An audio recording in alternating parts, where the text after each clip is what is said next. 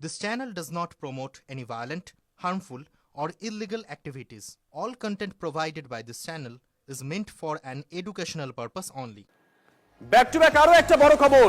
বিহার ভোটের পরেই বাংলায় কি ঘাঁটি গাড়তে চলেছেন অমিত শাহ? বাংলায় ক্যাম্প করেই কি এবারে ভোটের প্রচারে নামবেন মোদী সেনাপতি? বড় খবর। সূত্র মারফত যে খবর আমরা পাচ্ছি, এ রাজ্যে বাড়ি ভাড়া করেই প্রচার সারবেন অমিত শাহ। বড় খবর নিঃসন্দেহে। বরাবরই বাংলাকে পাখির চোখ করেছেন অমিত শাহ। সূত্র বলছে রণকৌশল থেকে রূপায়ণ বাংলায় থেকেই দেখতে চাইছেন অমিত শাহ।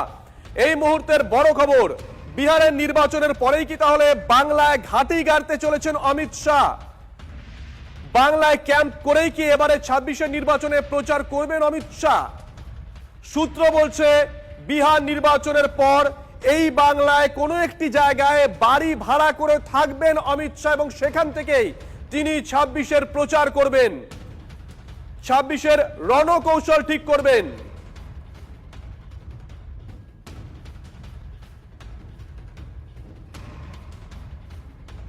25-এ হচ্ছে দিল্লি, 26-এ তামিলনাড়ু, বাংলায় হবে বিজেপি সরকার। 8ই জুন এমনই হুঙ্কার দিয়েছিলেন কেন্দ্রীয় স্বরাষ্ট্রমন্ত্রী অমিত শাহ। সেদিনকে ঠিক কি হুঙ্কার দিয়েছিলেন শুনুন।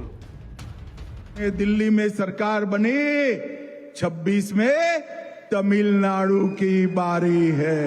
और मेरी बात कान खोलकर गांठ बांध लेना, कान खोलकर सुन लेना और याद कर कर घर में जाना। 2026 में तमिलनाडु और बंगाल में भारतीय जनता पार्टी और एनडीए की सरकार बनने जा रही। প্রদীপ্ত কান্তি ঘোষ আমাদের সঙ্গে রয়েছেন, আমাদের সহকর্মী টেলিফোনে। প্রদীপ্ত, অমিত শাহ ভিন রাজ্যে অন্য একটি কর্মসূচি, সেখানে দাঁড়িয়েও তিনি টার্গেট করছেন, পাখির চোখ করছেন বাংলাকে। খুব পরিষ্কার, এবার বাংলাকে কতটা সিরিয়াসলি নিচ্ছে বিজেপির কেন্দ্রীয় নেতৃত্ব? সূত্র কি বলছে, প্রচার কিভাবে হতে পারে? দেখো, তাদের সিরিয়াসনেস এটা থেকেই দেখা যাচ্ছে যে আমরা যা জানতে পারছি তা হলো যে নভেম্বরের পর অর্থাৎ বিহারের ভোট মিটে যাবে এবং পশ্চিমবঙ্গের যে উৎসব পর্ব, যা উৎসবের মরশুম, সেটাও শেষ হয়ে যাবে এবং তারপর অমিত শাহ এই রাজ্যে ক্যাম্প তৈরি করবেন, প্রয়োজনে তিনি বাড়ি ভাড়া নেবেন, এটাও বিজেপি সূত্রে জানা যাচ্ছে।